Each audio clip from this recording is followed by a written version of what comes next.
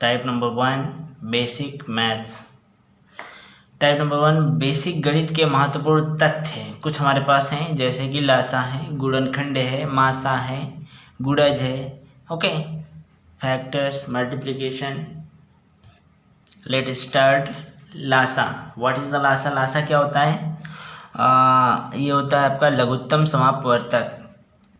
लासा बोले तो LCM, least common factor, वह छोटी से छोटी संख्या जो अपनी दी गई संख्याओं, मतलब जो क्वेश्चन में दी गई होती हैं संख्याओं से विभाजित हो जाए। संख्याओं से क्वेश्चन में दी रहती है ना 2-3, उनको हम अपनी लगा दिए, अपनी दी गई संख्याओं से विभाजित हो जाती हैं। वो अपनी तो संख्या है भाई, उनसे विभाजित हो जाती है, वह छोटी छोटी संख्या का लासा कहलाती है। ठीक है, तो वह छोटी छोटी संख्या जो अपनी दी गई संख्याओं से विभाजित हो जाए, जो आपकी आंखों के सामने दिख रही हैं उनसे विभाजित हो जाती है। कौन? लासा वाली सभी से विभाजित हो जाती हैं। अब देखिए, जैसे ये 12 है आपकी संख्या, कोई संख्या 12। अब ये 12 वह छोटी छोटी संख्या है, ये सबसे छोटी संख्या है जो इन तीनों से विभाजित, ये तीनों जो है इसको विभाजित कर देंगे। इससे कोई छोटी संख्या नहीं है। सोचो 10 हो तो 10 तीनों विभाजित कर दें, तो कहाँ तीनों विभाजित कर पाएंगे? नहीं ना। तो सबसे छोटी संख्या यही है जो ये दी गई अपनी जो दी गई संख्याएं होती हैं, जो क्वेश्चन में दी गई संख्याएं होती हैं, वो इस लासा वाली संख्या को विभाजित कर देती हैं पूरी तरह से, और वह सबसे छोटी छोटी संख्या होती है। इसीलिए जब कोई हम कैलकुलेशन करते हैं तो कहते हैं उसका लासा ले लो, क्योंकि वो छोटी से छोटी संख्या होती है लासा। और तो ऐसे भी आप लोग कर लेते हो बिना लासा के, कैंची गुणा करके इधर उधर कर करके भिन्नों को सॉल्व कर लेते हो। लेकिन अगर एलसीएम लेके करते हो तो वहाँ पे आपको सबसे काफ़ी कैलकुलेशन से आप बच जाओगे।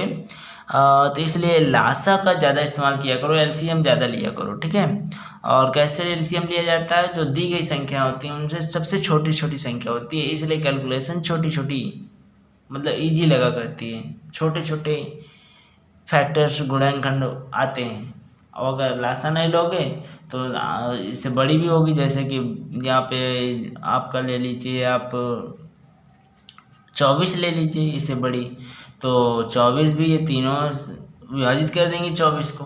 ठीक है, तो 24 भी आप लासा ले सकते हो, लेकिन लासा आपका जो बेस्ट होगा वो सबसे छोटा से छोटा, उसको लासा कहते हैं। सवाल तो 24 से भी हो जाएगा लेकिन भिन्न सॉल्व हो जाएंगे। लेकिन लासा अगर की बात किया जाए तो आपको लासा सबसे छोटा से छोटा संख्या होती है।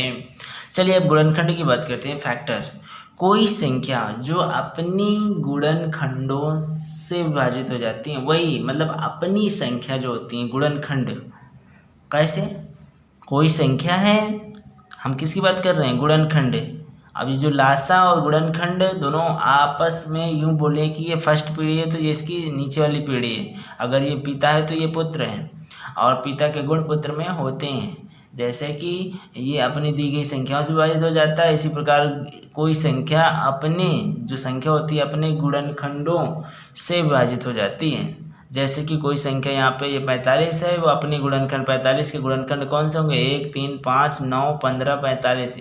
ये 45 के क्या है? गुणनखंड है, तो अपने गुणनखंडों से विभाजित हो जाएगी ये संख्या। ठीक है, जैसे कि यहाँ पे पिताजी क्या होते हैं? ये भी दी गई संख्याओं से विभाजित हो जाते हैं।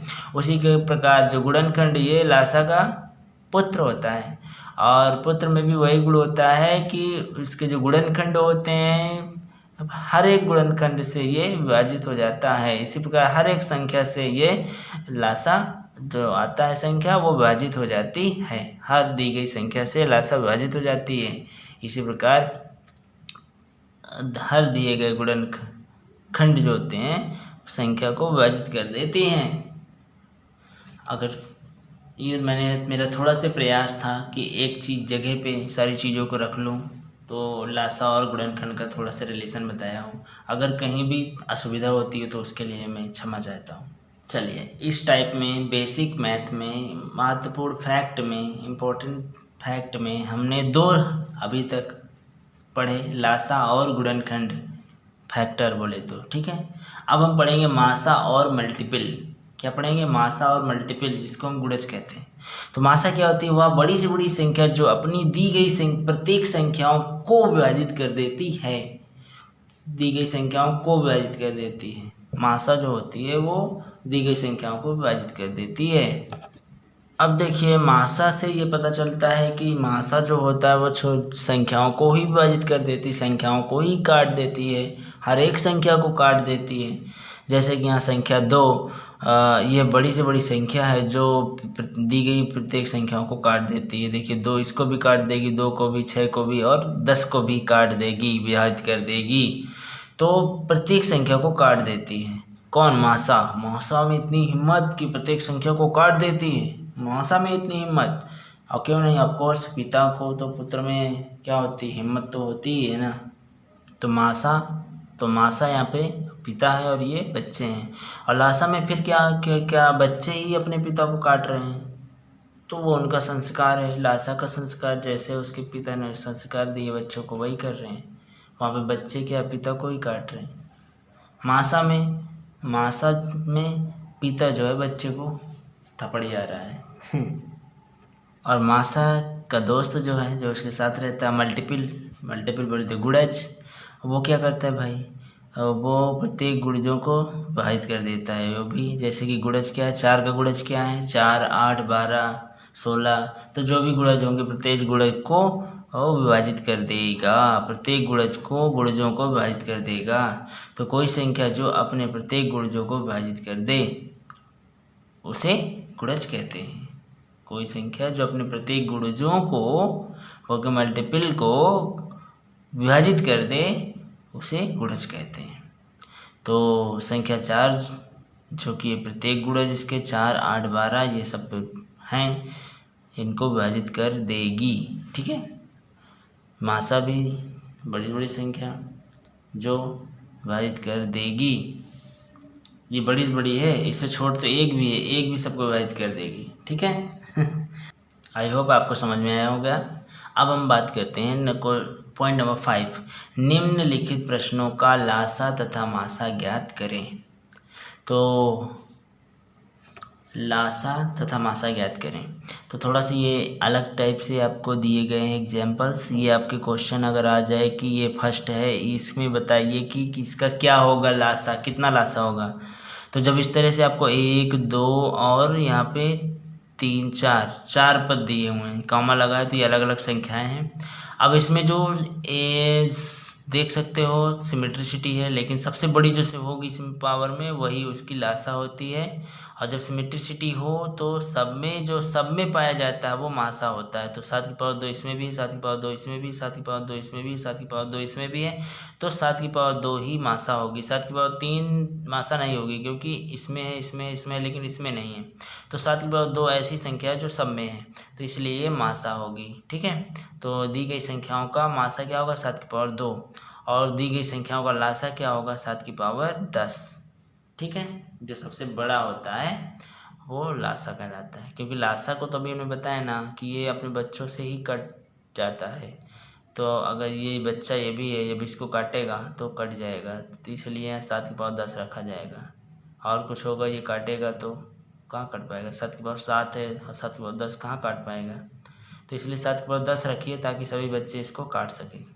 हाँ, ये इनका संस्कार है लासा का। ये खुद ही बैठे रहते हैं कि हाँ आइए मारिए कटिए।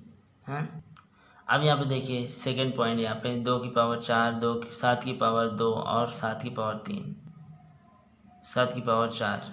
लासा में 2 की पावर 4, 7 की पावर 4 तथा मासा में 1। यहाँ पे मासा, तो देखिए कैसे आया मासा, ये लासा कैसे आया। तो लासा में तो देखिए भाई ये यहाँ पे आना चाहिए, फादर में ये तैयार रहना चाहिए कि ये बच्चा आएगा तो मुझे काटेगा, तो कटने के लिए तैयार रहना चाहिए।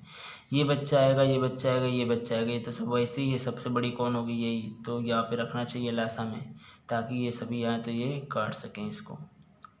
हाँ, अगर इनको जीवित रहना है तो इनको सांसें अपनी बचा के रखना है तो ये चीज़ें रखनी होंगी पहले से ही, कि कोई भी बच्चा आए तो काट सके। अब यहाँ पे देखिए मासा में तो भाई जो सब में मिले, इसमें 2 है, इसमें 2 है, इसमें 2 है, इसमें नहीं है, किसी में नहीं है। 7 इसमें नहीं है, अरे इसमें नहीं है, किसी एक में डिस्टर्ब हो गया तो वो नहीं होगा मासा। एक सब में है तो चलो भाई एक ही कर लो मासा, ठीक है, समझ में आया। अब लासा की बात करते हैं। तो लासा यहाँ पे 8 की पावर 2 रखा गया, क्योंकि देखिए ये भी आएगा तो ये इसको डिवाइड कर देगा 8 की पावर 2, -5 आएगा तो भी इसको डिवाइड कर सकता है। बोलो कैसे?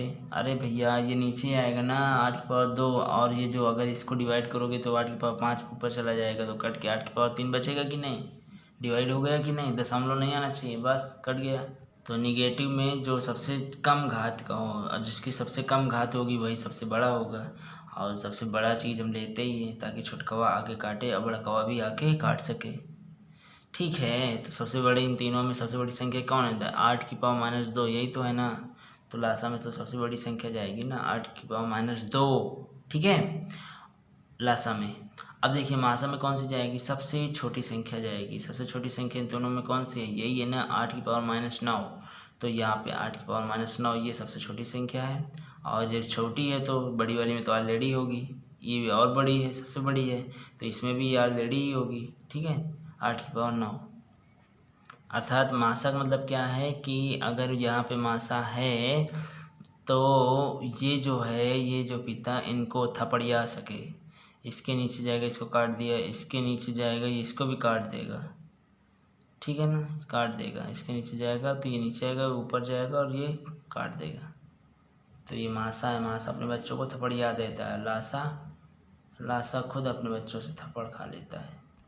लासा खुद ऐसी चीज़ें रखता है जिससे उसका बचाव हो, ठीक है, बहुत खतरनाक है ये बच्चे।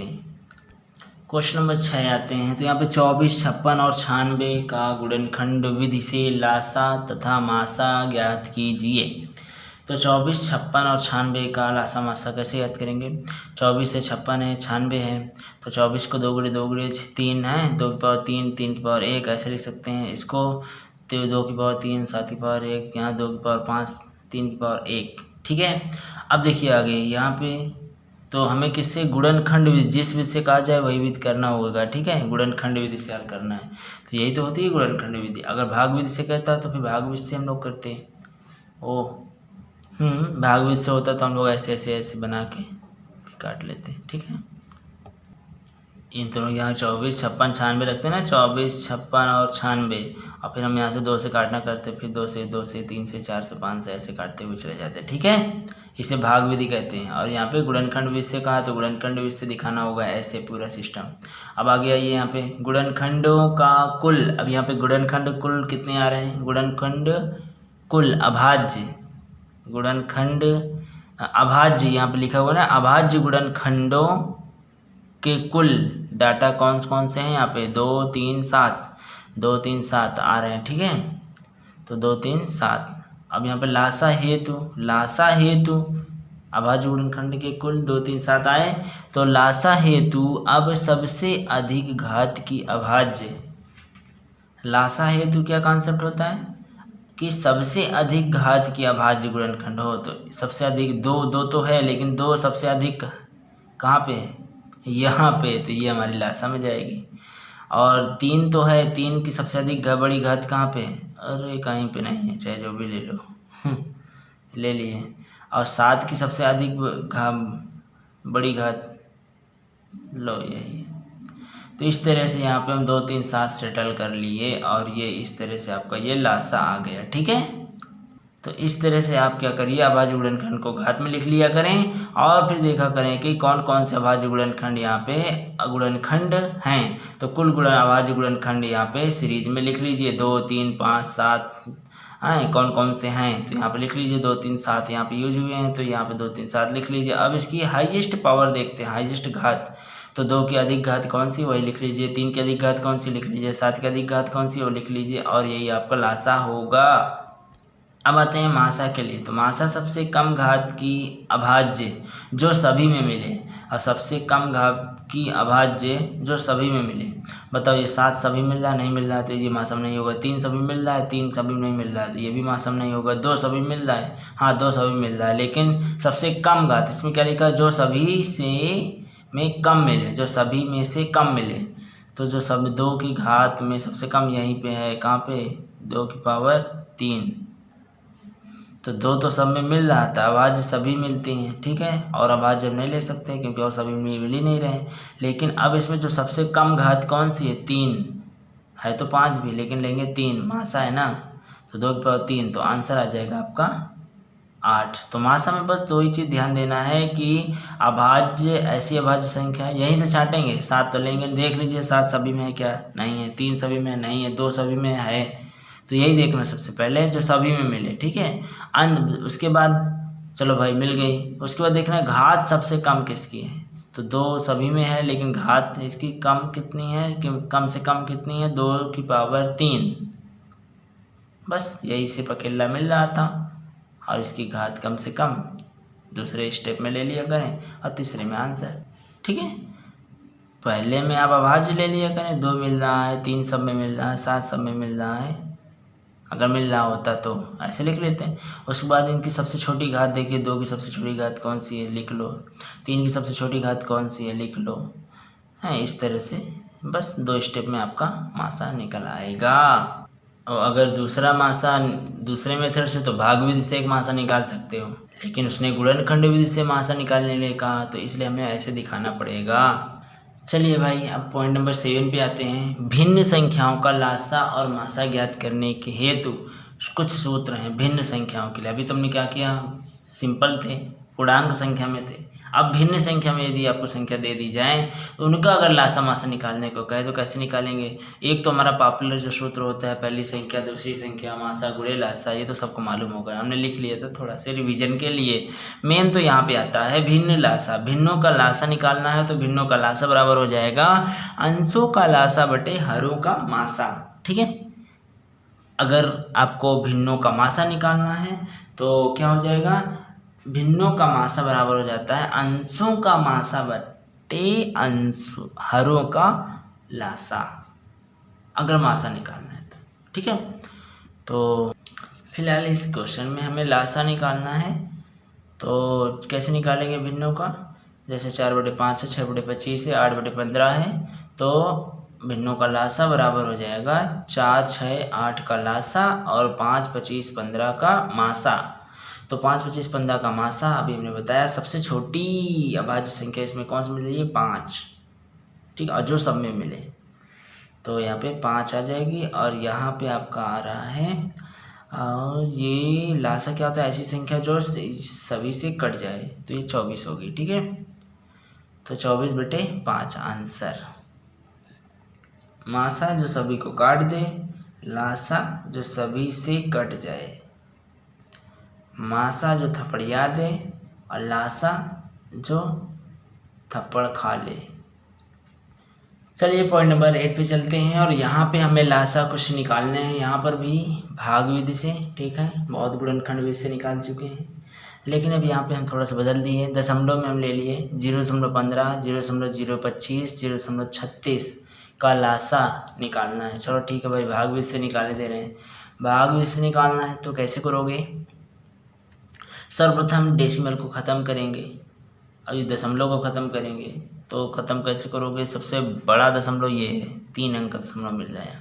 तो 3 अंक का दशमलव, तो 3 जीरो वाला 1 चाहिए हमें, अर्थात 1000 से 3 जीरो वाला 1, अर्थात 1000 से हमें गुणा कर देना है सब में। तो जब इसमें 1000 करेंगे तो 1500 आएगा, इसमें 1000 से तो 25 से बचेगा, और इसमें आपका 360 बचेगा।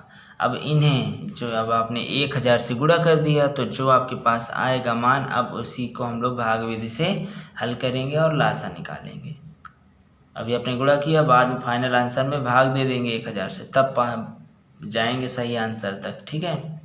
वापस आ जाओ ना, पहले गुणा किए भाग कर दो तो अपनी सही आंसर पर पहुँच जाओगे। तो इसको हम काटते हैं, 15, 25, 360, 2 से काटोगे तो 75, 750, ये 25 कटेगा ही नहीं, और ये 1800। अब यहाँ 3 से काट दीजिए तो यह 25, 75 और 0। चलिए भाई, यहाँ पे थोड़ा से 0 छूट गया था, तो यहाँ पे अब आ जाएगा 250 और यहाँ से आपको 5 × 25 फिर 0 आ गया और फिर 5 से काटोगे तो 5 हाँ 10 × 50 10 आ जाएगा और ये 5 × 9 5 और 12 वैसे ही जब 2 से आप काटोगे तो 2 × 5 10 और 1 यहाँ 2 × 6 12।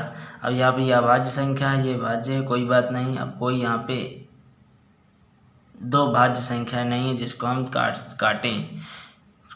दो भाज्य संख्या होती तो फिर एक बार और हम काटते। यहाँ पे कोई ऐसी लगातार 2 भाज्य संख्याएं नहीं है, लगातार 2 भाज्य संख्याएं नहीं है, इसलिए यहीं पे रोक देंगे। और अब देखिए 2 × 3 × 5 × 5 × 2, 2 × 3 × 5 × 5 × 2 और 5 × 6 5 × 6, ठीक है 5 × 6। अब इसको हल करते हैं तो 5 × 25 पंचे 125 और यहाँ 6 दूनी 12 और 12 3 36 36 दूनी 72।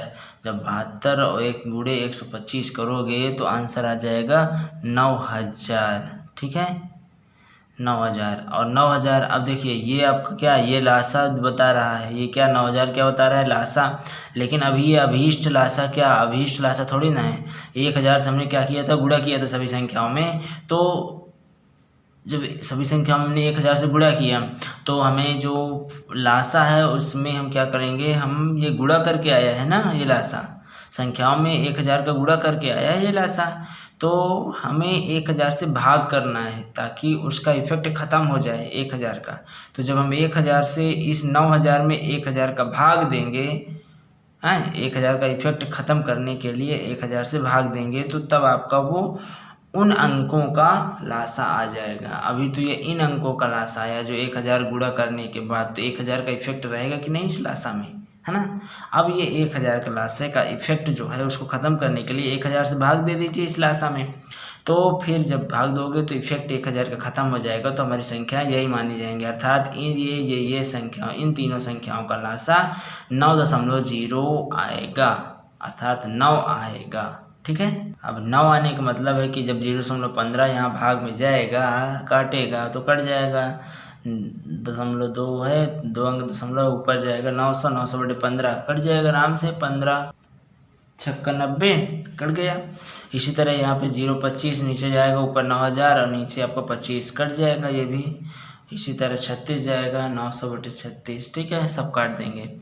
चलिए भाई, अभी तक हमने भाग विधि से मासा नहीं ज्ञात किया है, तो एक अभी हम इस टाइप में भाग विधि से एक मासा ज्ञात कर लेते हैं। जैसे उपरोक्त वाला है, 1000 से गुणा करने पर अगर दशमलव में आ जाए और कहे भाग विधि से इसका मासा ज्ञात करिए, लासा ज्ञात तो इस तरह से कर लेंगे, मासा ज्ञात कीजिए, तो भी हम क्या करेंगे, दशमलव को जो डेसिमल नंबर है उसको हम बदलेंगे, किससे गुणा करके, और जितना संभव हो मासा, दैट मीन्स दशमलव ख़त्म हो जाए, चाहे मासा के लिए हो चाहे लासा के लिए हो। तो जब ख़त्म करने के लिए आपको ख़त्म कर देंगे तो 1500 25 और 36 360 ये आ जाएगा। ये 3 अंक आ जाएंगे, 3 संख्याएं आ जाएंगी।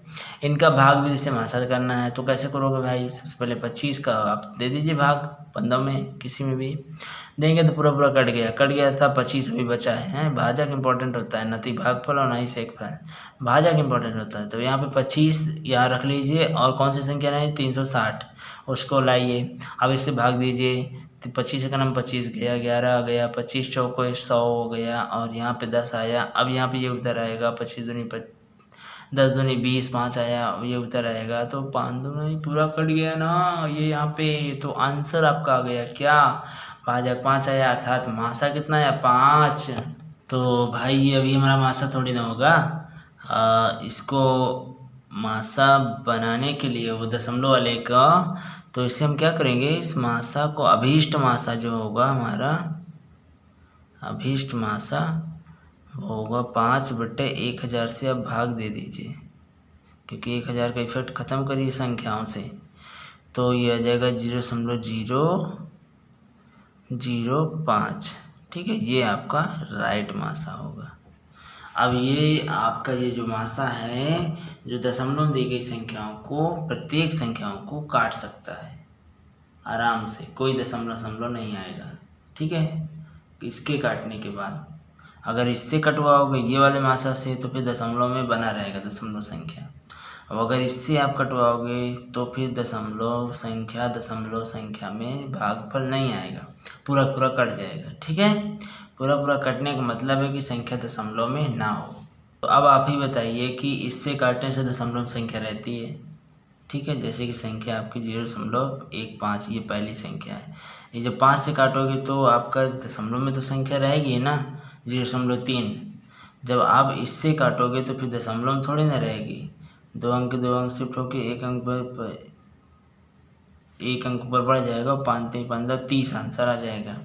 ठीक है, तो इससे आप भाग दोगे तो फिर दशमलव नहीं रहेगा। तो जब दशमलव ना रहे तो अर्थात वही होता है क्या, पूरी तरह से भाग का कटना। तो मासा कौन सा सही, ये वाला कि ये वाला? तो ये वाला सही है। ठीक है, चलिए अब हम बात कर लेते हैं टाइप नंबर 2 पर। टाइप नंबर 2 पे क्या है, अंक गणित में बेसिक कॉन्सेप्ट पर आधारित है। ये वहाँ पे बेसिक तथ्य पर आधारित थी और ये है बेसिक कॉन्सेप्ट। जैसे कि यहाँ पे आपका अभाज्य क्या होती हैं, अभाज्य ऋण संख्या। अभाज्य को हम क्या कहते हैं, अभाज्य संख्या बोलो या ऋण संख्या बोलो या प्राइम नंबर बोलो। ठीक है, ऋण संख्या तो क्या होती है ऋण संख्याएं, एक से बड़ी वे सभी संख्याएं जो केवल एक या स्वयं से भाजित होती हैं। एक से बड़ी तो कहने का मतलब, अब कुछ लोग कहते हैं बताइए एक अभाज्य है या अभाज्य है, अभाज्य संख्या भी है जहाँ तक, तो ऐसा नहीं है। हमने यहाँ पे परिभाषा में लिख दिया, स्पष्ट कर दिया कि एक से बड़ी अभाज्य संख्याएं तो भाई एक से बड़ी होंगी। हमने यहाँ लिख दिया ना परिभाषा में, एक से बड़ी वे सभी संख्याएं जो केवल एक या स्वयं से भाजित होती हैं वे अभाज्य ऋण संख्याएं कहलाती हैं। जैसे कि 2 हो गया, एक से बड़ी कौन हो गया 2, जो एक से कटेगी और स्वयं से कटेगी। 3 ये भी एक से और स्वयं से। 5 7 11 13 17 19 डैश। ठीक है, ध्यान दीजिएगा 1 से 25 तक के बीच में जो ऋण संख्या होती हैं उनकी संख्याएं हैं 9। निकाल के देख लीजिएगा। ठीक है, जैसे कि यहाँ पे देख लीजिए 3 और 3 6, 6 2 8 और एक संख्या और होगी और वो है 20 तो है नहीं, 21 भी नहीं है, 22 भी नहीं है, 23 है, 24 25। ठीक है, तो 23 एक संख्या और है। तो इस तरह से 9 संख्याएं होंगी 1 से 25 तक के बीच में prime number. Okay, prime number होंगे, इन्हीं को ऋण कहते हैं, अभाज्य कहते हैं। और 25 से 50 तक के बीच में 6 प्राइम नंबर मिलते हैं, 6 अभाज्य संख्या मिलती हैं, 6 ऋण संख्या मिलती हैं। ठीक है, और 50 से 100 के बीच में 10 प्राइम नंबर मिलते हैं। तो 9 6 15 15 10 25 10 प्राइम नंबर मिलते हैं। 50 से 100 के बीच में 10 प्राइम नंबर मिलते हैं। ठीक है, अगर 10 मिल जाए तो फिर ज़्यादा परेशान ना होगी, और कहीं होगी 11 नहीं होते हैं। ठीक है, पहले देख लिया गया। चलिए अब यहाँ पे हम दूसरे पॉइंट पे बात करते हैं। ये हमारा पहला पॉइंट था और ये अब हम दूसरे पॉइंट पे बात करेंगे, भाज्य या यौगिक। भाज्य संख्याएं या इन्हें यौगिक संख्या कहते हैं, कंपोजिट नंबर। भाज्य संख्या एक से बड़ी वे सभी संख्याएं जिनके 2 से अधिक फैक्टर, देखिए एक पे विवाद है इसलिए एक से बड़ी हम बोल दिए। तो एक से बड़ी 4 है, 6 है, 8 है, 9 है, 12 है, 14 है। एक से बड़ी सभी संख्याएं जिनके 2 से अधिक फैक्टर हों। जैसे 0 पे विवाद होता है कि बताओ 0 प्लस में है कि माइनस में है, उसी प्रकार 1 पर भी विवाद है, भाज्य है कि अभाज्य है। तो इसलिए हमने 1 को भी हमने बाहर कर दिया। जो विवाद की स्थिति में है वो परिभाषा में नहीं आएगी। ठीक है, वो एग्जाम्पल में नहीं आएगी, तो इसलिए 1 से बड़ी वे सभी संख्या जिनमें 2 से अधिक फैक्टर हों वे भाज्य संख्या होती हैं। जैसे कि 2 ये आपका 4 हो जाएगा, मतलब अभाज्य संख्याओं के अलावा सभी संख्याएं ये समझ सकते हो। 4 है, 6 है, 8 है, 9 है, 12 है, 14 है, डैश। ठीक है, अब देखिए यहाँ पे तीसरा पॉइंट है। यहाँ पे हमारा तीसरा पॉइंट सहभाज्य संख्या। ठीक है, अभाज्य संख्या, भाज्य संख्या, ऋण संख्या, यौगिक संख्या, prime number, composite number. Okay. सहभाज्य संख्याएं, को प्राइम नंबर की बात करें तो ऐसी दो या दो से अधिक संख्याओं का संग्रह, ऐसे दो या दो से अधिक संख्याओं का संग्रह जिनका HCF मतलब हाईएस्ट कॉमन फैक्टर HCF मासा 1 हो, ऐसा संग्रह सहभाज्य संख्या होता है, कहलाता है, कहलाती हैं सहभाज्य संख्या। ठीक है, जैसे 7 और 9, ठीक है, इनमें मासा कितना है 1, तो ये क्या कहलाएंगे, ऐसा संग्रह क्या कहलाएगा, ऐसा संग्रह या ऐसा समूह या ऐसा ग्रुप कलेक्शन सहभाज्य संख्या कहलाएगा। तो यह दो संख्याओं का जो कलेक्शन है ये सहभाज्य संख्या के अंतर्गत होगा, सहभाज्य संख्या कहलाएगा, क्योंकि इनका संग्रह का HCF मासा जो है वो 1 है। इसी तरह ये भी कलेक्शन जो है अंक संख्याओं का कलेक्शन जो है यहाँ पर भी मासा कितना है 1 है। 21, 19, 21, 25 मासा कितना है, क्योंकि तीनों का मासा 1 है। ठीक है, प्रत्येक संख्या समृद्ध संख्या होती है। इसके 2 भाग हैं, वास्तविक संख्या, नंबर 2 काल्पनिक संख्या। तो वास्तविक संख्या वे संख्या है जिन पर प्रैक्टिकल कर सकें। काल्पनिक संख्या ऋणात्मक संख्या के वर्गमूल को काल्पनिक संख्या कहते हैं। तो सहभाज्य संख्या तो आप समझ गए ना कि ऐसा कलेक्शन जिसका मासा, कलेक्शन का मासा क्या हो 1 हो, कलेक्शन में उपस्थित संख्याओं का मासा, सभी संख्याओं का मासा 1 हो, ऐसा कलेक्शन सहभाज्य संख्या कहलाती हैं। तो परिभाषा क्या है, ऐसे 2 या 2 से अधिक संख्याओं का संग्रह जिनका मासा 1 हो, ऐसा संग्रह सहभाज्य संख्या कहलाता है, सहभाज्य संख्याएं कहलाती हैं। ध्यान दीजिए, सहभाज्य संख्याएं हम बोलेंगे सहभाज्य संख्याएं कहलाती हैं। ठीक है, सहभाज्य संख्याएं कहलाती हैं, क्योंकि इसमें एक संख्या की बात नहीं हो जाएगी, 2 या 2 से अधिक की बात हो रही। संख्याएं सहभाज्य संख्याएं कहलाती हैं। अब हम इस टाइप की चौथे पॉइंट पे बात करेंगे। चौथा पॉइंट है यहाँ पे, प्रत्येक संख्या समृद्ध संख्या होती है, क्योंकि समृद्ध संख्या से बड़ी कोई संख्या नहीं होती है। सब कुछ समृद्ध संख्या, जितनी भी संख्या हम लोग पढ़ रहे हैं और जो नहीं भी पढ़ रहे हैं, जो देख रहे हैं, जो नहीं देख रहे हैं, जो सोच भी रहे हैं, मतलब सब कुछ, सारा का सारी संख्याएं समृद्ध संख्या के अंतर्गत आती हैं। सभी संख्याओं का स्रोत होता है समृद्ध संख्या। अब इस समृद्ध संख्या को 2 भागों में बांट दिया जाता है, जैसे कि जो हम लोग पढ़ते हैं और जो हम लोग कल्पना करते हैं। ठीक है, जैसे कि वास्तविक संख्या और काल्पनिक संख्या, 2 संख्याओं में हमने बांट दिया। समृद्ध संख्या को 2 भागों में बांट दिया, वास्तविक संख्या और काल्पनिक संख्या। वास्तविक संख्या जो हम लोग जिस पे काम करते हैं, पढ़ते हैं, ठीक है, और काल्पनिक संख्या जो हम पे सिर्फ कल्पना करते हैं। सपोज दैट, जैसे कि हम लोग क्या करते हैं कि बोलते हैं कि भाई हम लोग पूजा करते हैं और ये भी सोचते हैं कि चलो ठीक है भाई, ऐसा करने से ये होगा, स्वर्ग जाएंगे, ऐसा करने से हमें जन्नत मिलेगा, है ना, ऐसा करने से हम डायरेक्ट पहुँचेंगे सशरीर, बिल्कुल हैं, सब बढ़िया स्वर्ग में, जन्नत में जाएंगे। ऐसा ही सब कल्पना, ये काल्पनिक बातें हैं। इसी तरह काल्पनिक नंबर भी होते हैं कि जैसे कि अंडर रूट के अंदर -1 आ जाना, -2 आ जाना, अंडर रूट के अंदर है। अंडर रूट बोले तो स्वर्ग के अंदर अंडर रूट एक प्रकार का आपका क्या है, वो जन्नत है अंडर रूट एक प्रकार का आपका मतलब कि समझ लीजिए कि देवताओं का दरबार है। अंडर रूट का मतलब ये होता है। तो अंडर रूट के अंदर अगर कोई निगेटिव वैल्यू आ जाए, यार ऐसा कैसे कि देवताओं के दरबार में कोई निगेटिव वैल्यू हो लेकिन कल्पना करने में क्या जाता है, आप कल्पना कर सकते हैं। तो ऐसी संख्याओं को हम लोग काल्पनिक संख्या में रख दिए, जैसे कि अंडर रूट के अंदर -2 या -4, ऐसी संख्याओं को हमने क्या कर दिया, क्योंकि ये तो अंडर रूट को तो परिभाषा संज्ञा दी गई है देवताओं का दरबार, और देवताओं के दरबार में ये माइनस संख्या कहाँ से आ गई।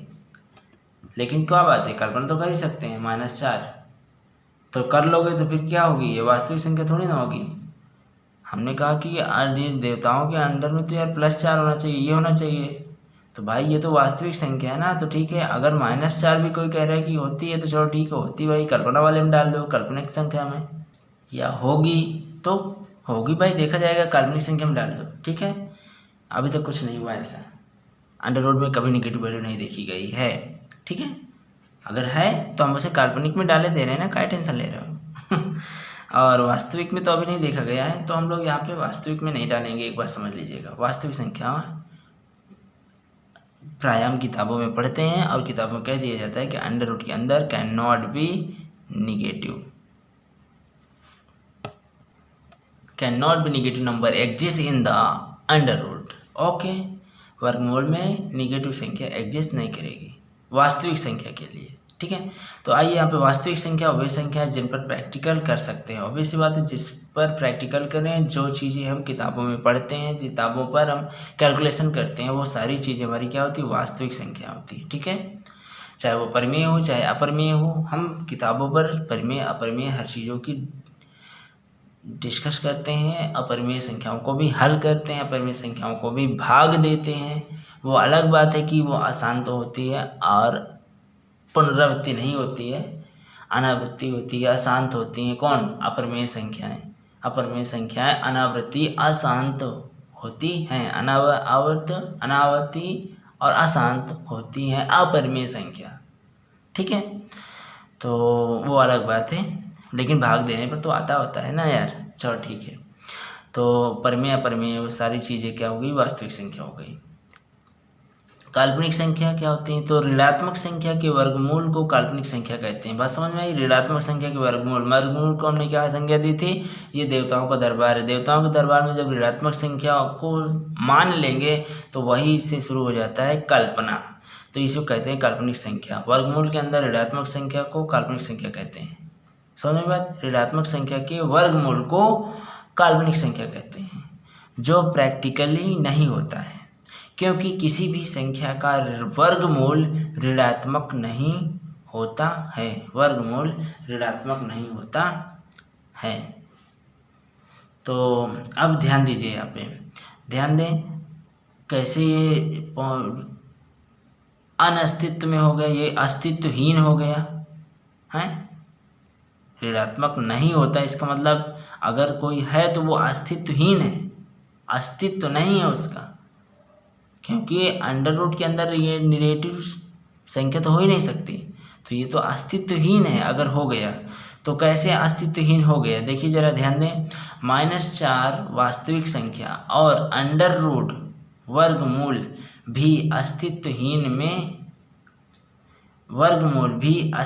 में है। देखिए -4 भी वास्तविक संख्या में आता है, पूर्णांक नंबर है, और अंडर रूट भी, ये भी वर्गमूल है, ये भी दोनों आपकी क्या है, अस्तित्व में हैं, अस्तित्व में आते हैं। -4 भी अस्तित्व में आता है, पूर्णांक संख्या है, वास्तविक संख्या नंबर संख्या रेखा पर अंकित होता है, ये संख्या रेखा पर दर्शा सकते हैं इसको -4 को। अंडर रूट को भी मैथ लगा सकते हैं, अंडर रूट को पढ़ सकते हैं, हल कर सकते हैं। ये भी अस्तित्व में है, ये भी अस्तित्व में है, लेकिन जब दो अस्तित्व की किंतु निगेटिव संख्या और अंडर रूट मिल करके ये अस्तित्वहीन हो जाते हैं, बस समझ में आई? अस्तित्वहीन हो जाते हैं। चलिए ध्यान दीजिए, अगला पॉइंट यहाँ पे, जिस संख्या के अंत में 2, 3, 7, 8 डिजिट अंक होते हैं उस संख्या का वर्ग कभी नहीं बनता है। दूर से बोल दो भाई कि ये वर्ग नहीं बनेगा, ये किसी का वर्ग नहीं है। जैसे 22 है, इसको दूर से बोल दो किसी का वर्ग नहीं है। 33 है, किसी का भी वर्ग नहीं है, ठीक है। 13 है, किसी का भी वर्ग नहीं है। 17 है, किसी का वर्ग नहीं है। 27 किसी का भी वर्ग नहीं है, ठीक है। 28 किसी का भी वर्ग नहीं है।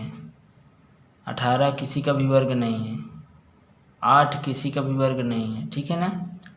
तो चलिए दोस्तों, अब अपना बहुत ही मोस्ट इम्पॉर्टेंट पॉइंट, आपका पॉइंट नंबर 5, वो देखिए क्यों इम्पॉर्टेंट है। देखिए संख्याओं की टोटल गुणनखंड, हम लोग बहुत परेशान रहते हैं कि संख्याओं की टोटल गुणनखंड कैसे प्राप्त कर पाएंगे। हैं, कोई संख्या दे दी जाती है और उसके गुणनखंड हमें फैक्टर करने होते हैं, तो हम लोग करते करते बहुत बोरिंग सा होता है और भूल भी जाते हैं कि यार अभी, और असमंजस में भी रहते हैं कि यार अभी छूट तो नहीं गया, ये फैक्टर और भी होगा, ये भी फैक्टर होगा, ये भी फैक्टर होगा। तो देखिए ये सब कुछ नहीं आपको करना है, ना तो भूलना है ना ही असमंजस में रहना है। बस एक ट्रिक आप फॉलो कर लीजिए। जैसे 200 में से टोटल गुणनखंड बताइए, 200 में टोटल गुणनखंड। अब बताओ ये 200 है, अब इसमें टोटल गुणनखंड बताने हैं, तुम तो दांत के नीचे उंगली दबा लोगे भाई।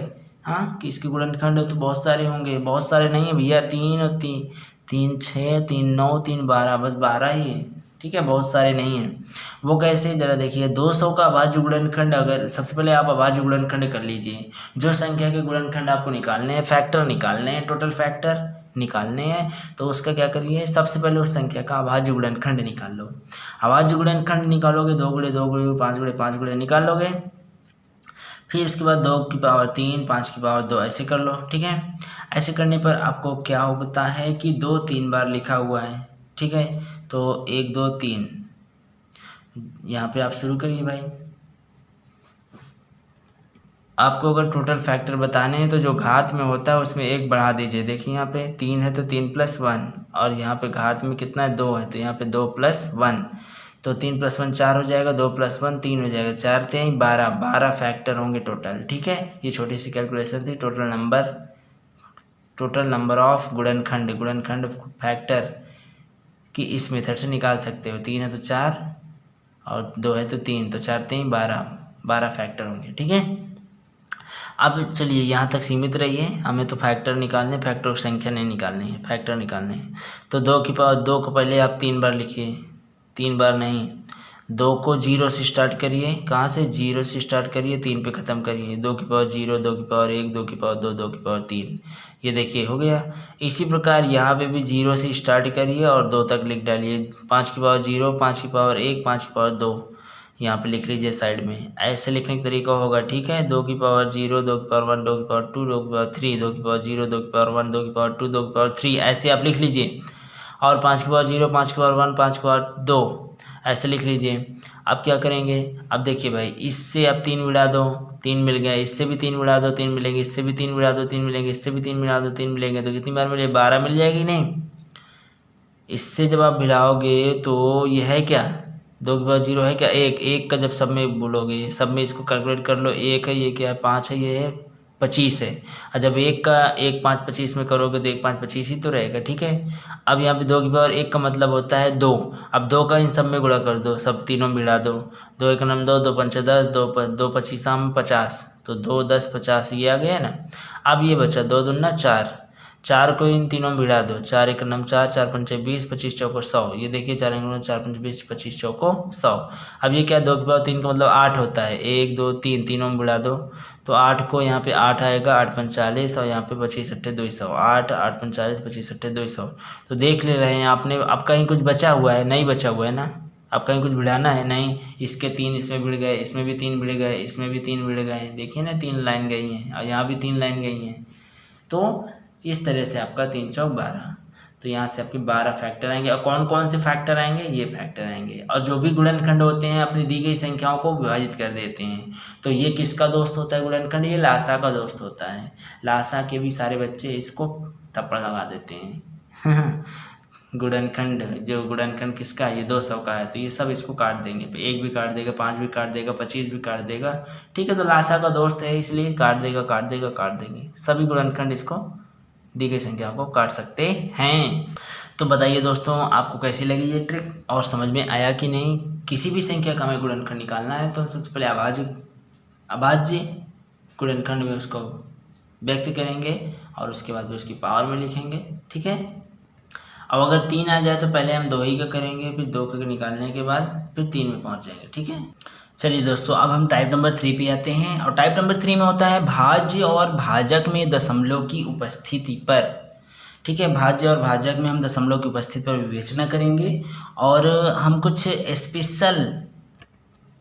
स्पेशल भाग और भिन्न पर चर्चा करेंगे।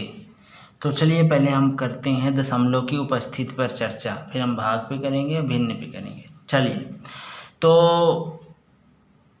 दशमलव की उपस्थिति पे चर्चा करें तो नोट नंबर 1 है, जब देखिए नोटी टाइप है, टाइप नंबर 3 में नोट जब दशमलव भाज्य में x हो, भाजक की अपेक्षा भाज्य में अधिक दशमलव हो, भाजक की अपेक्षा, जब दशमलव जो है भाजक की अपेक्षा भाज्य में, देखिए ऊपर वाला भाज्य होता है, नीचे वाला भाजक होता है, भाज्य में अधिक हो दशमलव, ठीक है, अधिक दशमलव हो तो क्या होता है, भागफल में x ही अंक के बराबर लेफ्ट हैंड साइड शिफ्ट करेंगे। अगर x दशमलव अधिक हैं, जैसे कि यहाँ पे कितने दशमलव अंक हैं, 1 2 दशमलव अंक आते हैं, दशमलव अंक में 2 अंक आते हैं, तो 2 अंक आप क्या करोगे, जब आंसर आप पहले तो आप भूल जाइए कि दशमलव है और इसको बिना दशमलव के हल करिए। जब बिना दशमलव के इसको हल करोगे तो यहाँ दशमलव भूल गए ना, देखिए 163 दशमलव छोड़ दो 35/3, और जब इसको पूरा हल करोगे तो फिर आपको दशमलव फिर लाना होगा, और लाने के लिए क्या करेंगे कि 2 अंक भाज्य और भाज्य में कौन सा बड़ा है, भाज्य में आपको दशमलव अंक आ रहे हैं, ठीक है, रिजल्टेंट मतलब भाजक में है ही नहीं है, भाज्य में दशमलव अंक आ रहा है, तो भाज्य में दशमलव अंक आने का मतलब कि ऊपर की तहस की नहस करना, मतलब कि ऊपर का अंक बिल्कुल छोटा करना, लेफ्ट साइड शिफ्ट करेंगे। कितने दशमलव अंक हैं यहाँ पे, 2 दशमलव अंक हैं, दशमलव अंक कितने हैं, 2 हैं, दशमलव के कितने अंक हैं, 2 अंक हैं, तो दशमलव के 2 अंक, तो 2 अंक के बाद दशमलव लगा दीजिए। अगर ये नहीं करना है तो यहाँ पे यह लिया हुआ है ऑप्शन है 10 की पावर जो घात होता है उसकी भी ऐसी तैसी कर डाला। अगर भाज्य में दशमलव है तो सभी की ऐसी तैसी करेगा, तो यहाँ पे हम कहते हैं कि अगर ये दशमलव अंदर न जाता तो यहाँ पे 10 की पावर -2 लिखना पड़ता, ठीक है। अब -2 का मतलब -10 की घात को भी ऐसी तैसी हो गई, क्योंकि दशमलव कहाँ पे है, भाज्य में है ना भाई। तो चलिए अब ये ऐसे भी लिख सकते हो, ये 10 की घात में हो गया माइनस, और यहाँ पे ये शिफ्ट कर दिए ऐसे। अगर इसकी हम बात करते हैं कि देखिए यहाँ पे भाज्य की, ये भाजक है, ये भाज्य है, भाजक की अपेक्षा भाज्य में अधिक दशमलव हैं। कैसे, 1 अंक नीचे है, दशमलव का 1 अंक है, यहाँ दशमलव के 2 अंक हैं, तो दशमलव का 1 अंक, दशमलव 2 अंक, तो ज़्यादा किस में है, भाज्य में है, भाजक में तो कम है, तो रिजल्टेंट भाज्य में दशमलव का 1 अंक ज़्यादा होगा। अपेक्षित अंक देखते हैं, सापेक्ष, तो सापेक्षिक अंक देखेंगे तो इसका 1 अंक अधिक है, इसमें दशमलव के 1 अंक है, इसमें दशमलव के 2 अंक हैं, तो अंतर देखेंगे तो 2 में से 1 गए 1, तो आपेक्षिक, ओके, आपेक्षिक दशमलव अंक तो 1 होगा भाज्य में। तो चलिए पहले तो आप हल कर लीजिए, बिना दशमलव देखते हुए इसको हल करेंगे, ऐसे उतार लेंगे और इसको आराम से करते रहिए, इतना ही तो आएगा। अब क्या करना है, आपेक्षिक भाज्य में कितना दशमलव अंक आ रहा है, 1 दशमलव का 1 अंक आ रहा है, तो दशमलव का 1 अंक, तो 1 अंक के बाद दशमलव लगा दीजिए, नीचे दशमलव का 1 अंक है, ऊपर दशमलव के 2 अंक है, तो आपेक्षिक में दशमलव का 1 अंक भाज्य में मिला है, तो भाज्य की ऐसी तैसी, ऊपर यहाँ पे दशमलव, यहाँ पे 10 की पावर -1, कब, जब भाज्य में हो, अपेक्षिक दशमलव भाज्य में ज़्यादा हो। अब देखिए नोट नंबर 2, जब दशमलव भाजक में x, ओके, भाजक में x हो, नीचे भाजक होता है ना, भाज्य की अपेक्षा भाजक में x अधिक हो, सापेक्ष देखते हैं दशमलव, तो भागफल में x अंक के बराबर मतलब सापेक्षिक अंक x है क्या, दशमलव अंक है, x है क्या दशमलव। जब दशमलव अंक के बराबर राइट हैंड साइड दशमलव को शिफ्ट करेंगे, या मतलब उतने शून्य बढ़ा देंगे, इसको राइट हैंड शिफ्ट करके शून्य बढ़ा देंगे, उतने ही शून्य बढ़ाएंगे, बल्ले बल्ले है 10 की घात प्लस में रहेगी, ठीक है, उतना ही। तो चलिए दशमलव दशमलव खत्म कर दीजिए, पहले आप हल कर लिए, कितना आंसर आ गया, इतना आंसर आ गया। अब देखते हैं हम लोग भाज्य में आता है दशमलव अंक की, भाजक में दशमलव अंक आता है, तो देखते हैं। तो यहाँ पे आ रहा है किसमें, यहाँ पे 2 दशमलव अंक हैं भाज्य में, और भाजक में 4 दशमलव अंक हैं। तो सापेक्षिक दशमलव अंक भाजक में आ रहे हैं 2, तो 2 नीचे आने भाजक में आने का मतलब है कि बल्ले बल्ले ऊपर आपका जो राइट हैंड साइड दशमलव शिफ्ट हो जाएगा, 2 अंक राइट हैंड साइड, तो 2 जीरो आप बढ़ा दीजिए, ठीक है, कहने का मतलब 2 जीरो बढ़ा दीजिए, या जीरो ना बढ़ाइए तो 10 की पावर 2 कर दीजिए घात में, ठीक है। नोट नंबर 3 में आते हैं, जब किसी संख्या x को 25, ठीक है, 25 से गुना करना है या 25 से भाग करना है, तो आप समझ लीजिए 25 का मतलब होता है 1/4, मतलब 100/4, 100/4, और 125 का मतलब होता है 1000/8। दिमाग में हमेशा ये बात रखिएगा, 125 का मतलब 1000/8, और 625 का मतलब 10,000/16, ठीक है। 625 का मतलब है 10,000/16, बेटा 16 साल के हो गए हो, इसलिए 625 का केस लग सकता है तुम्हारे। इसीलिए कहता हूँ जब 625 का केस लग जाता है, कहाँ पे, जब आप 16 वर्ष की उम्र में पहुँच जाते हो, तो 625 का केस शुरू हो जाता है, फिर इससे बच नहीं सकते हो। तो ध्यान रखो, जहाँ भी 625 हो वहाँ पे 16, 10,000/16। अब यहाँ पे आते हैं सवाल पे, जैसे कि हम फॉर एग्जांपल 8/625, तो अभी हमने बोला 625 का मतलब होता है 10,000/16, तो 8/10,000 और ऊपर 16, तो 16 अट्ठे 128, और नीचे 10,000 मतलब 4 जीरो, 4 अंक के बाद ढचाक आंसर। ओके, ये सब याद रहेगा तो बहुत जल्दी हो जाएगा, इसीलिए तो मैंने ये नोट्स लिखे हैं। 3/125, और 125 का मतलब होता है 1000/8, 1000/8, तो यहाँ पे 1000/8 करोगे, 8 त्रिक 24, और नीचे 1000, 3 अंक के बाद दशमलव, ढचाक। अब यहाँ पे 3/75, तो 75 को हमने बोला था कि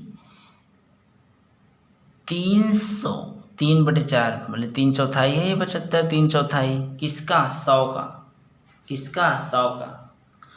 75 क्या है, 100 का 3/4 है। 125 क्या है, 1000 का 1/2, वो 1/8 भाग, 1/8 भाग, 1000 का 1/8 भाग है। और 75 क्या है, 100 का 3/4 भाग, मतलब कि 3/4 भाग, 100 गुणे 3/4 कह सकते हैं, और ऊपर चला जाएगा 4, और 3 से 3 कट गया तो 4/100 मतलब 0.4। ये थोड़ा से क्विक कैलकुलेशन करने के लिए अपने दिमाग को फ्रैंक रखिए, ठीक है, अपडेट रखिए इन सब चीज़ों से। तो अब आते हैं नोट नंबर 4, जब संयुक्त संख्या में पूर्ण भाजक हो, संयुक्त संख्या में पूर्ण भाजक हो, जैसे कि कोई संयुक्त संख्या ये आपको है, इसे कहते हैं संयुक्त संख्या, A/B/C, मतलब इसमें दोनों तरह की हिस्सा है, पूर्णांक भी और भिन्न भी, तो दोनों संख्या को संयुक्त संख्या कहते हैं। तो ये संयुक्त संख्या में पूर्ण भाजक D हो, तो मतलब कोई यहाँ पे भाजक दिया हो, जब जिससे हम भाग देते हैं उसको भाजक कहते हैं। तो यहाँ पे संयुक्त संख्या में जब किसी का भाग दिया जाता है तो कैसे हल करेंगे, तो भाग दे दीजिए ना भाई, भाग तो इसके भी नीचे है, इसके भी नीचे, बीच में प्लस लगा होता है ना, तो 16/8 हो जाएगा, और 2 यहाँ पे जब इससे भाग देंगे 2/3, तो भागे यहाँ पे 8/1 होगा। हमेशा ध्यान दीजिएगा, कोई भी जब हम भिन्न में भाग देते हैं तो भिन्न में ही भाग दिया जाता है पर में, क्योंकि इसका सेटअप किया जाता है ना। तो 8/1, इसका मतलब कि 1 ऊपर जाएगा, 2/3 गुणे 8 ये बनेगा, ठीक है, और ये 16/8 हो जाएगा, बिल्कुल सिंपल। 2 + 1/12 बराबर ये हो जाएगा सिमिलरली यहाँ पे ये आपकी आपकी आपकी समृद्ध संख्या है, संयुक्त संख्या है। कैसी है? संयुक्त संख्या है। अब भागे 2/5। जब हम 16 में 2/5 भाग देंगे, देखिए ये सही है। जब भी किसी संख्या में हम भाग देते हैं तो वो भाग वाली संख्या देते हैं, परिमेय संख्या का भाग देते हैं। ठीक है, यह याद रखिएगा, परिमेय संख्या का भाग देते हैं, ना कि पूर्णांक संख्या का भाग देते हैं। p/q रूप में, भले वो हम 2 को भाग नहीं देते, 2/1 का भाग देते। ये बना के मोड चला करो। तो जब इसमें हम भाग देंगे 2/5 का तो 5 ऊपर चला जाएगा। ठीक है, 16 पंचे 80/2 मतलब 40 आ जाएगा यहाँ से। और जब ये इसके नीचे जाएगा तो यहाँ पे 5 ऊपर जाएगा, 5 को 20 और 5 दूनी 10, तो ये 20 2 होने वाला है। ठीक है, 20/10 मतलब 2। कहने का मतलब ये 2/5 2/5 इसके भी नीचे आएगा और इसके भी नीचे आएगा, क्योंकि बीच में प्लस लगा है ना, तो इसके 16 के नीचे भी, इसके भी नीचे आएगा 2/5 2/5, और ये 5 ऊपर पहुंच जाएगा। तो 16 पंचे 80 का आधा 40 होता है, और ये 5 ऊपर चढ़ जाएगा तो 5 चौको 20, 20 का बटे 10 आ जाएगा 2, और ये हो गया 42। ओके, टाइप नंबर 4 में आते हैं माय डियर। तो back to back type number 4, this is very important about भिन्न संख्याओं को जब हम लोग डिसेंडिंग ऑर्डर या असेंडिंग ऑर्डर में रखते हैं या कंपैरिजन कराते हैं, ऐसे क्वेश्चन करने के लिए ये टाइप आपकी मोस्ट इंपॉर्टेंट होने वाली है। भिन्नों की तुलना कैसे करते हैं हम लोग? भाग विधि से भी कर सकते हैं, हर बराबर करके भी कर सकते हैं, हर बराबर वाली विधि भी लगा सकते हैं, अंश और हर का अंतर वाली विधि भी लगा सकते हैं। तो अभी हम यहाँ पे 4 विधियों से हल करने जा रहे हैं। ठीक है, तो चलिए पहले 2/5, 3/4 और 7/10 भिन्नों को आरोही क्रम में भाग विधि से हल करें। किससे हल करें? भाग विधि से। भाग विधि का मतलब होता है डायरेक्ट आप भाग दीजिए, तो 5 दूना 10, 5 को 20, 0.4, और ये हो जाएगा 4, 3/4 मतलब 4 7 28, 4 0.4 7 4 5 20, तो यहाँ 0.75 ये आ जाएगा। इसको करोगे तो 0.7 ये आ जाएगा। ठीक है, तो अधिकतम दशमलव अंक यहाँ पे 2 है, यहाँ पे दशमलव अंक 2 कर लीजिए, 2 दशमलव अंक कर लीजिए, 1 2 ये दशमलव अंक है, 1 2 दशमलव अंक, 1 2 दशमलव अंक। अब तुलना करिए 40 45 70 में सबसे बड़ा कौन सा है? 75, ये आपका बड़ा है, 3/4 सबसे बड़ा है, और सबसे छोटा आपका 0.4 मतलब कि 2/5। ठीक है, बीच में तो ये रहेगा ही। अब आते हैं हम लोग, आप समझ गए भाग विधि से कैसे करते हैं तुरंत। ठीक है, अब हर बराबर विधि से करते हैं। चलिए इसी भिन्न को हम लोग हर बराबर विधि से करते हैं। कैसे करेंगे भाई? हर बराबर का मतलब 5 4 10 कैसे बराबर होगा? इनका लासा ले लेना, तो 5 4 10 का लासा ले लीजिए। 5 4 10 का लासा जब लेंगे आप तो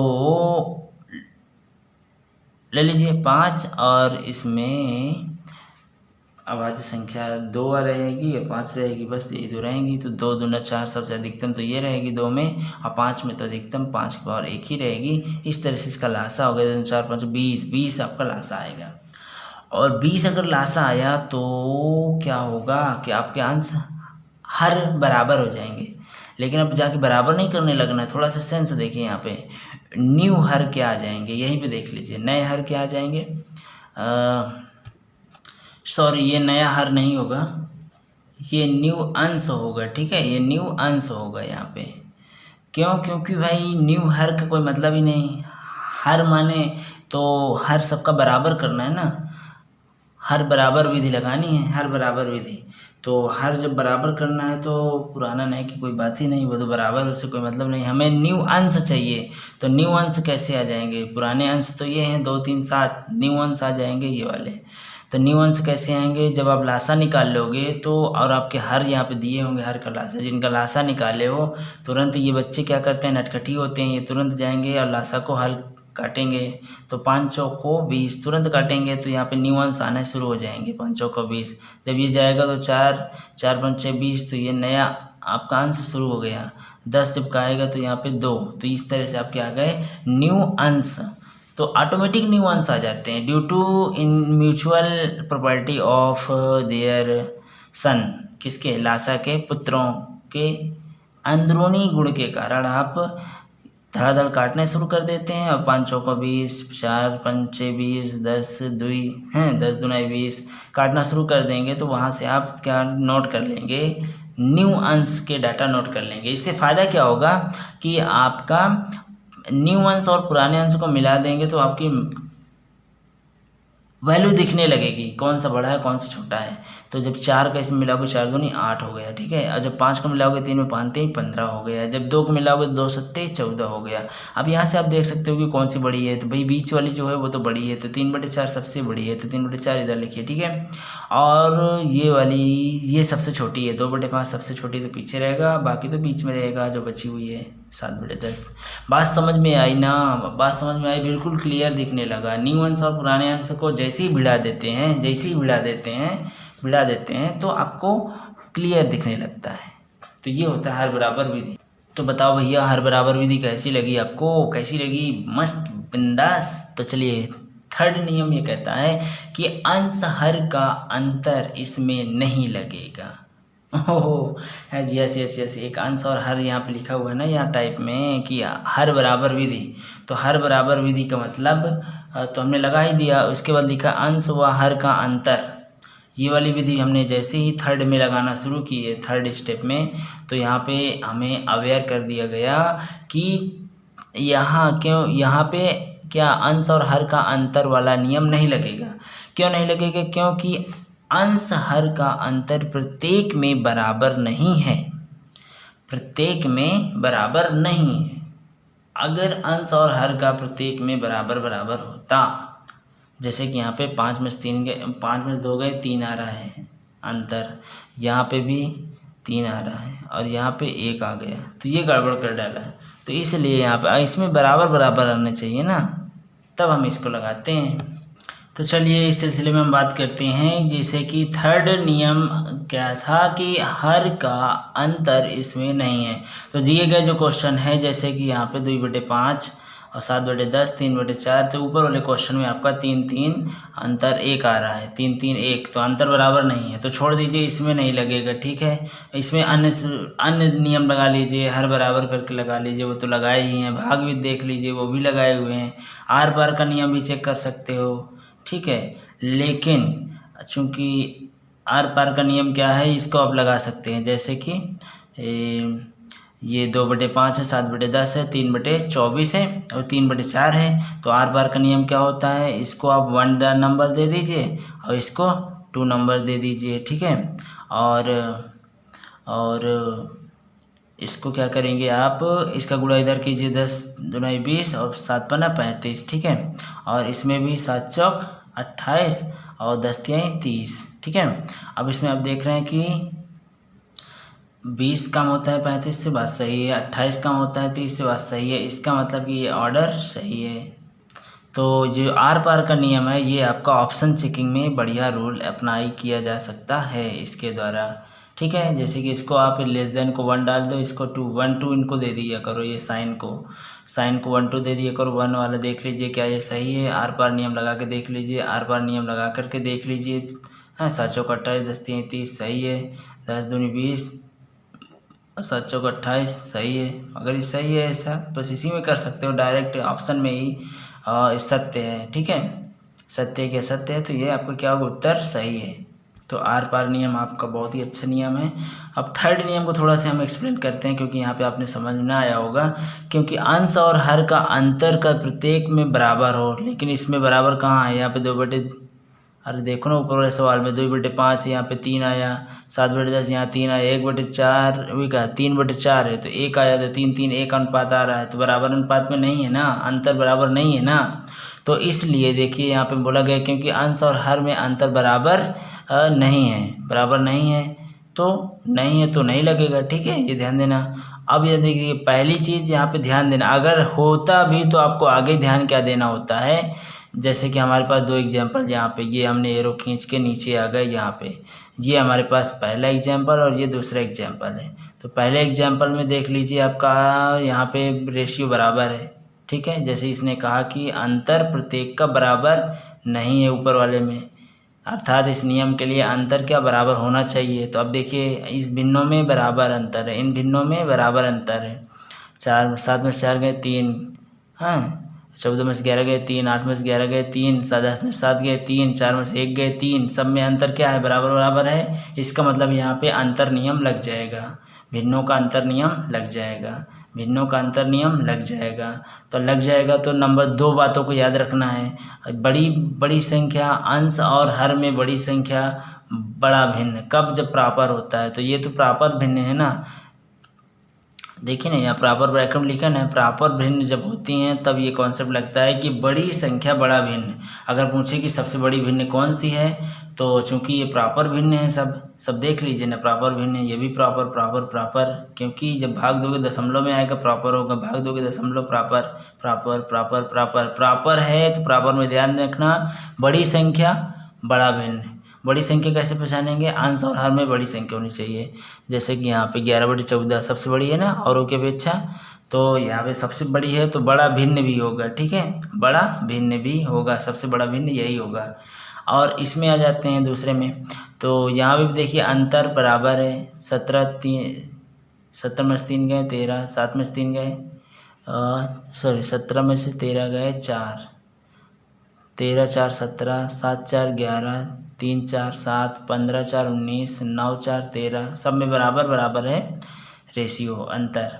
तो अब यहाँ पे देखते हैं कि ऊपर अंश वाली संख्या बड़ी है, हर वाली नीचे छोटी है, तो ये इम्प्रॉपर भिन्न है, मतलब कि ये दशमलव शुरू नहीं होती है। अगर दशमलव से होती तो प्रॉपर, जैसे ऊपर वाली प्रॉपर है, दशमलव शुरू हो रहे हैं, ये दशमलव शुरू नहीं होती, तो इनको इम्प्रॉपर भिन्न कहते हैं, इम्प्रॉपर। तो इम्प्रॉपर भिन्न में क्या होता है कि जब आपका जो छोटा अंश है, जिसका अंश हर छोटा होता है सबसे, वो बड़ी संख्या होती है। तो सबसे छोटा अंश हर मेरे हिसाब से ये वाला है, तो यही सबसे बड़ी संख्या होगी, ठीक है, इम्प्रॉपर में। तो बस आपको इसमें इतना ही याद रखना है। अगर कहीं आपको जल्दी से कंपटीशन में बैठे हो और देख लो सबका अंतर बराबर है, ठीक है, अंतर बराबर है, तो बस क्या करना है आपको, आप देख लीजिए प्रॉपर है क्या। प्रॉपर का मतलब होता है कि बेचारी सब छोटी छोटी छोटी छोटी, मतलब सब दशमलव शुरू होती हैं, बेचारी सब दशमलव शुरू होती हैं। तो सबसे बड़ी भिन्न का अगर ढूंढना है, तो सबसे बड़ी भिन्न मतलब कि सब तो बेचारी हैं, तो सबसे बड़ी भिन्न कौन सी होगी, जो सबसे बड़ा माल होगा, तो ये सबसे बड़ी अंकों वाला ही होगा, ठीक है, क्योंकि गरीब आदमी कभी दिखावटी में बड़ा नहीं बनता है, सच में ये बड़ा है, ठीक है, ये सभी गरीब हैं लेकिन ये सच में बड़ा है, दिखावटी को नहीं है। अब यहाँ पे देखिए इम्प्रॉपर, ये दशमलव शुरू नहीं होता है, ये संख्या शुरू हो, 13 का नाम 13, 1 पॉइंट कुछ, तो ये सब अमीर आदमी है। और अमीर आदमी क्या होते हैं, अमीर आदमी में लोग फंस जाते हैं, दिखावटी को तो ये साला ये बहुत बड़ा है, ये बहुत बड़ा अंक दिख रहा है, लेकिन अंततः इन अब अमीर सभी हैं, तो हो सकता है ये सिर्फ दिखावटी बदतमीजी कर रहा हो, हैं। तो यहाँ पे आपको बहुत ही डर के काम करना है। गरीब आदमी में तो कोई यहाँ पे दिखावटी को नहीं, जो भी होगा रियल होगा, ये बड़ा दिख रहा है तो बड़ा है। लेकिन अमीरों में जो दिखता है वो नहीं होता है, जो दिखता है वो नहीं होता है, जो दिखता है वो नहीं होता है, जो नहीं दिखता वही होता है, यही सबसे बड़ा है, ठीक है। तो चलिए टाइप नंबर 5 में, टाइप नंबर 5 है डायरेक्ट और इनडायरेक्ट का नियम, सम्मिश्र भिन्न संख्याओं में डायरेक्ट और इनडायरेक्ट नियम। इसमें ध्यान देना है कि दोनों में x/y मतलब भिन्न संख्या हो और ऊपर वाला लेस देन हो, ऊपर वाले जो अंक है वो लेस कम हो, दैट मीन्स प्रॉपर फ्रैक्शन हो, दशमलव संख्या हो, प्रॉपर दशमलव संख्या हो, मतलब दशमलव से ही स्टार्ट हो, शर्त अनिवार्य है, ठीक है। फॉर एग्जाम्पल्स जैसे हमने 1 2 3 4 5 और नोट से इतना आपको उदाहरण लेकर समझाएंगे। तो यहाँ पे पहला हम पॉइंट लेते हैं, जैसे कि नमूना पहला है sample second, sample third, sample 4। अब देखिए इसमें क्या क्या विभिन्नताएं हैं, पांचों बहुत इंपॉर्टेंट हैं, ये नोट्स हैं अलग से। 5वां पॉइंट पहले में है, आप देख रहे हैं कि ऊपर वाला जैसे कि यहाँ पे शर्त बोली गई है, ऊपर वाला छोटा होना चाहिए नीचे वाला बड़ा। अब यहाँ पे देखिए ऊपर वाला ये जो 2 है छोटा है और ये बड़ा हुआ है, इसका मतलब है कि जो भी इसका अगर हम भाग देंगे तो दशमलव से भागफल शुरू होगा, तो इसे कहते हैं प्रॉपर भिन्न संख्या, प्रॉपर दशमलव संख्या। क्या कहते हैं, प्रॉपर दशमलव संख्या। तो ये शर्त होनी अनिवार्य है। तो और प्लस प्लस है, देखिए सेम सेम का मतलब same same sign, same same same same sign, opposite opposite opposite opposite sign, opposite opposite opposite sign. Okay, तो जब सेम सेम साइन हो तो डायरेक्ट नियम से हो जाएगा, और जब अपोजिट अपोजिट हो तो इनडायरेक्ट नियम से होगा। ठीक है, अब इनको कैसे करना है, और ये पांचवा आपका क्या है, जब आपका x ग्रेटर देन, जब ऊपर वाला बड़ा हो जाए और नीचे वाला छोटा, तो उसके लिए भी नोट में ध्यान दीजिए, हमने उसको भी ले लिया है कि उसको हम कैसे लाइन पे लाएंगे इन चारों के रूप में। ठीक है, क्योंकि ये जो टाइप पढ़ रहे हैं टाइप नंबर 5, ये सिर्फ इसी के लिए कि x लेस देन वाई, और कभी न खुदा न खास्ता कभी कभार बाय द वे आपका x की वैल्यू बढ़ जाए तो फिर क्या करेंगे, प्राण नहीं त्यागना है वहाँ पे, यहाँ पे। इसीलिए मैंने उस एक उदाहरण उसका भी ले लिया है, जहाँ पे ये देखिए, यहाँ पे देख लीजिए, यहाँ पे x का मान ज़्यादा है ना, वो भी वैल्यू हमने ले ली है। तो आइए ध्यान से एक एक करके समझते हैं। देखिए पहला पॉइंट डायरेक्ट नियम से, क्योंकि x लेस देन वाई है और सेम सेम है। ठीक है, दो कंडीशन देखनी, x लेस देन और सेम सेम साइन है, तो आपको डायरेक्ट नियम, डायरेक्ट आपका क्या हो जाएगा कि ये यहाँ पे जुड़ जाएंगे, 8 से 2/3 direct. Okay, this is the direct नियम because both sign are same. Now second है आपके पास क्वेश्चन, -8 -3/4। तो -8 -3/4, दो चीज़ देखना होता है, एक x लेस देन वाई, मतलब प्रॉपर भिन्न संख्या हो, प्रॉपर दशमलव संख्या हो, प्रॉपर दशमलव संख्या हो, और प्रॉपर दशमलव संख्या हो, और सेम अपोजिट अपोजिट। तो सेम है तो डायरेक्ट नियम लगा दीजिए, और देखिए डायरेक्ट आपका आंसर हो जाता है। माइनस कॉमन ले लेंगे तो 8 से 3/4 डायरेक्ट नियम से डायरेक्ट आंसर। थर्ड सैंपल्स हमारे पास क्वेश्चन का आ रहा है, +12 और -5/8। ये एक कैलकुलेशन का भाग होता है, इसलिए मैं बता रहा हूँ, आप थोड़ा फास्ट ऐसे कैलकुलेशन कर सकते हो। एक ट्रिक है, यूँ समझिए, डायरेक्ट नियम और इनडायरेक्ट नियम एक ट्रिक है जो एक क्वेश्चन का भाग होता है, कहीं पर भी चुपके से लगा सकते हो, यूज कर सकते हो, प्रयोग कर सकते हो। ओके, तो अब यहाँ पे अगर ऐसा कहीं क्वेश्चन में कहीं मिल जाए कहीं पे, तो आप कैसे लगाओगे, प्लस माइनस है ना, अपोजिट है, तो यहाँ इनडायरेक्ट नियम लगेगा। और इनडायरेक्ट नियम कैसे लगाते हैं, तो थर्ड पॉइंट तो पता कर लीजिए, प्रॉपर भिन्न संख्या है, वो प्रॉपर दशमलव संख्या है, हाँ है, देख लीजिए यहाँ पे प्रॉपर दशमलव संख्या है, और अपोजिट है तो कोई बात नहीं, अपोजिट के लिए नियम होता है हम 12 - 1, ठीक है, और यहाँ पे 8 - 5/8, बस ये होता है 12 - 1 और 8 - 5/8, बस समझ गए ना। चलिए क्वेश्चन नंबर 4 पे, इसमें भी वैसे ही करना है, इनडायरेक्ट नियम है।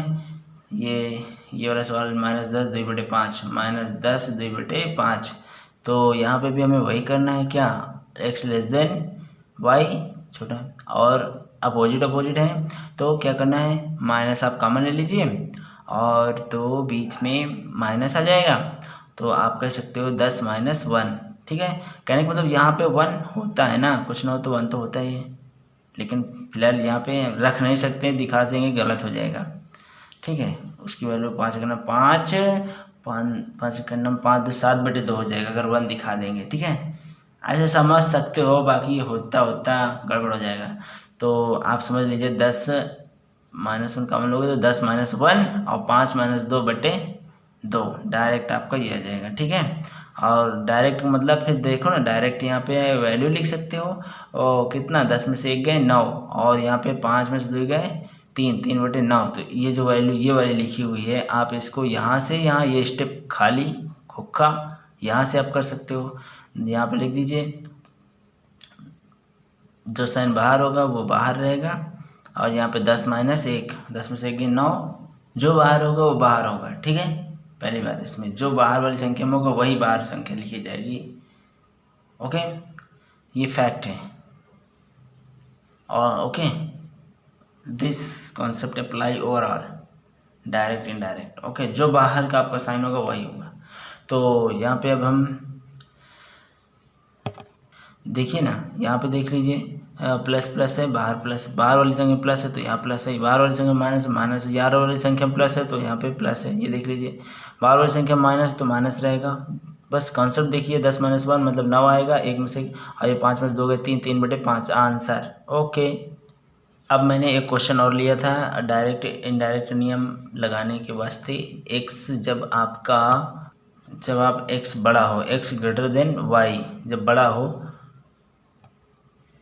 लेकिन ध्यान दो डायरेक्ट इनडायरेक्ट नियम लगाने के वास्ते पहले x लेस देन वाई करेंगे हम लोग। क्या करेंगे? x y लेस देन बनाएंगे। तो देखिए हम बनाते हैं, 13/5 है तो इसको हम 5 दूनी 10, 2 सही 3/5 बना लिए ना। तो अब ये जो 3/2 है, अब ये है ना आपकी प्रॉपर दशमलव संख्या है, बन गई। अब ये यहाँ पे लगा दीजिए नियम, इनडायरेक्ट नियम, बाहर प्लस है तो प्लस रहेगा। 10 में से 2 गए, 10 - 2 8, और 5 में से 3 गए 2/5। ठीक है, दैट मीन्स आप यहाँ से गुणा करने को बच जाते हैं। जैसे कि आप क्या करोगे, 12 × 96 और फिर -5 घटाओगे, फिर उसके बाद फिर ये आओगे, तो ये सब करने से बच जाते हो। इसलिए थोड़ा सा ये हर वाले को अंश में घटा लिया करें। 8 में से 5 गए 3, 3/8 लिख लिया करें। ये सब करने से आप बच जाते हैं। इसी प्रकार यहाँ पर भी आप देख रहे हो, 10 - 2 कर दो 8 आ जाएगा, और हर वाले से अंश को घटा लिया करो, तो गुणा उड़ा करना, हर वाले से गुणा उड़ा करना बच जाओगे। और जब इससे घटा के लिखोगे तो 2/5, यही आपका आंसर। ओके, चलिए दोस्तों, एक बहुत ही सिंपल इजी नियम है, गाय बछड़ा नियम, गाय और गाय का बछड़ा नियम। ओके, कैसे देखिए ज़रा, ये भी भिन्न संख्या में ही अप्लाई होगा, मिश्र संख्या, सम्मिश्र संख्या। ओके, तो सम्मिश्र नहीं, मिश्र संख्या। ठीक है, मिश्र संख्या यहाँ पे ये 2 सही 1/3। ठीक है, तो फर्स्ट निम्न के प्रश्नों को हल कीजिए। पहला है आपका सैंपल्स दे देते हैं, 8 सही 2/3। दूसरा सैंपल 2 सही 1/3 प्लस 6 सही 1/5। ये भी आपका एक क्वेश्चन का पार्ट है, भाग है, अंग है। ओके, इसको यूज कर सकते हैं, वेरी शार्ट। 2/3, 2 सही 1/3, यहाँ पे माइनस माइनस, यहाँ पे प्लस माइनस, और यहाँ पे माइनस प्लस। ठीक है, तो सेम सेम सेम सेम, और यहाँ पे अपोजिट अपोजिट, और यहाँ पे फिर एक नोट्स में आ गया बड़ा सा। ओके, इन सभी को अभी हम हल करेंगे, 1 बाई 1 हम लोग हल करेंगे। तो पहले आपका गाय बछड़ा नियम में हम लोग अगर 8 से 2/3 इसको लगाना है, तो ये आपको अलग भी हो सकता है भाई। क्यों? क्योंकि गाय क्या होती है, दूध पिला रही है बछड़े को। आप बछड़े को अलग कर सकते हो ना। जब हमको दूध निकालना होता है गाय का, तो बछड़े को हम लोग क्या करते हैं, बाहर कर लेते हैं। उस प्रकार से ये 8 आप बाहर कर लीजिएगा और गाय को अलग कर लीजिएगा। ठीक है, और इसके जब अलग कर लोगे तो यहाँ पे फिर हम लोग करते क्या है, लासा ले लेते हैं। ठीक है, 1 रख लेते हैं, और फिर 1 और 3 का लासा लेते हैं। 3 आता है, और 1 3 का 3 ऊपर गुणा कर देंगे, 8 24, और 3 1 3 का 1 से भाग देंगे 3 बार जाएगा, और जितनी बार जाता है उसका गुणा कर देते हैं। 1 से 3 से भाग देंगे 3 में तो 1 बार जाएगा, और जितनी बार जो होता है उतनी बार हम ऊपर गुणा कर देते हैं 2। ठीक है, तो यहाँ 26/3। अब यहाँ आते हैं सेकंड, गाय बछड़ा नियम। यहाँ पे लगाइए भाई, 2 गाय हैं यहाँ पे, दोनों बछड़ों को बाहर करिए, क्योंकि दोनों गाय से हमें दूध निकालना है। तो चलिए भाई, जब मिल्क निकालना होता है तो बछड़ों को अलग कर लेते हैं और एक साथ रखते हैं बछड़ों को। ये देखिए 2 और 6, इनको एक साथ रखिए विद साइन। अब यहाँ पे -1/3 1/3 और 1/5 एक साथ ही इनको रखिए। इसको हल कर सकते हैं, 6 2 8। ये किसके नियम के अंतर्गत ऐसे किए, गाय बछड़ा नियम के अनुसार। ठीक है आप भी कर सकते हो भाई। गाय बछड़ा का नियम कितना सिंपल है ना, क्योंकि गाय हमारी माता है तो 6 2 8, और यहाँ पे 5 3 का यहाँ पे लासा 15 आता है। जब 3 के भाग 15 में देंगे तो 5 बार में जाएगा, और जितनी बार जाए उसका ऊपर गुणा करते हैं। 5 का हम भाग देंगे तो 3 बार जाएगा, और जितनी बार में जाता है उसका हम ऊपर गुणा करते हैं। 3 आया तो 3 का गुणा कर दे। ठीक है, अब देखिए ये हो जाएगा आपका 8 + 8/15। तो यहाँ पे 1 मान लेंगे, ये देखिए इधर हम मान लिए। ठीक है, यहाँ पे हम 1 मान लिए, और मानने के बाद क्या होता है, 1 और 15 का लासा होता है 15। अब ये 1 का हम भाग देंगे 15 में तो कितनी बार में जाएगा, 15 बार में। अब 15 को ऊपर गुणा कर देंगे, 15 × 120। अब 15 का हम 15 में भाग देंगे तो 1 बार में जाएगा और 1 का गुणा कर देंगे 8। तो 120 + 8 128/15 आंसर। ओके, अब देखिए अब हम लोग अपोजिट वाले, अभी तुम सेम ही चल रहे हैं भाई, हो गया।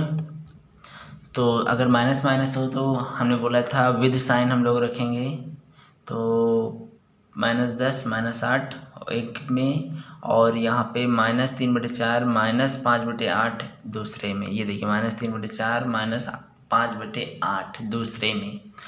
ओके, ब्रैकेट में रखेंगे तो बाहर हम प्लस लगा देंगे, प्लस के साथ दोनों ब्रैकेट को जोड़ सकते हैं, दोनों ब्रैकेट को प्लस के साथ जोड़ सकते हैं, कोई दिक्कत नहीं।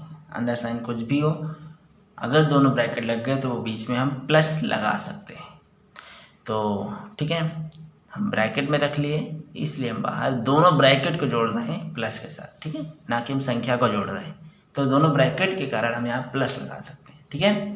अब ये ब्रैकेट क्या होता है, आराम से सवाल को हल करने का एक नियम है ब्रैकेट कि भाई ब्रैकेट में जो चीज़ है बस उस पर फोकस करिए। -10 और -8 तो क्या हो जाएंगे, जुड़ जाएंगे, 10 8 18। ओके, अब ब्रैकेट में यहाँ पे ये है -3/, -5/, तो आप इस पे ध्यान दीजिए। और 4 और 8 का लासा 8 होगा, कितनी 4 का भाग देंगे 2 बार जाएगा, जितनी बार जाए ऊपर गुणा करिए, 2 का 2 छंग 2 3 2 3 6, 8 का भाग दिए 1 बार, 1 का ऊपर गुणा करें 5।